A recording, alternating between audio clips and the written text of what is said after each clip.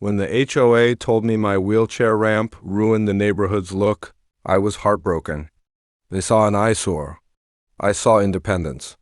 But instead of fighting back with anger, I decided to fight back with kindness. And what happened next changed our whole community. My name's Tom Jenkins, and I've lived in this quiet HOA community for almost 20 years. A few years ago, an accident left me in a wheelchair. When I built a small wooden ramp outside my home so I could move freely, I thought it was just a simple fix, nothing fancy, just something that gave me back my freedom. But soon I got a letter from they called my ramp a visual disturbance and demanded I take it down in 14 days. I was shocked. I wasn't asking for special treatment, I just wanted access to my own front door.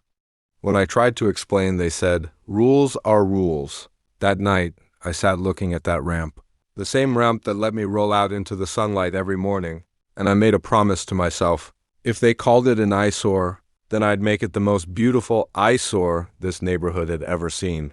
The next day, I painted the ramp a soft sky blue and planted flowers along the edges. Then I started building another ramp, not for me, but for Mrs. Green, an elderly neighbor who struggled with her walker. Word spread fast.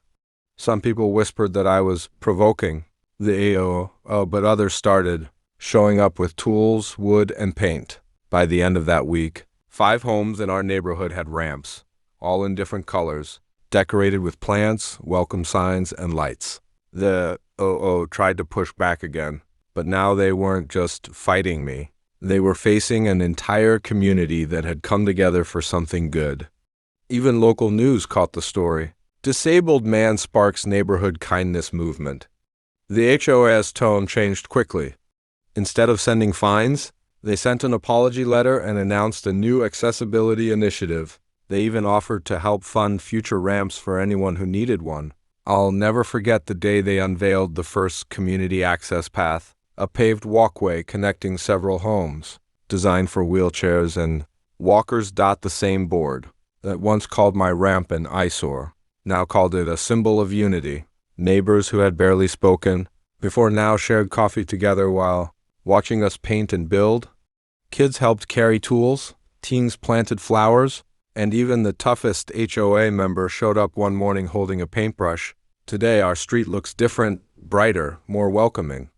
Every ramp tells a story of compassion and resilience. Sometimes standing up for yourself doesn't mean fighting harder. It means inspiring others to stand with you.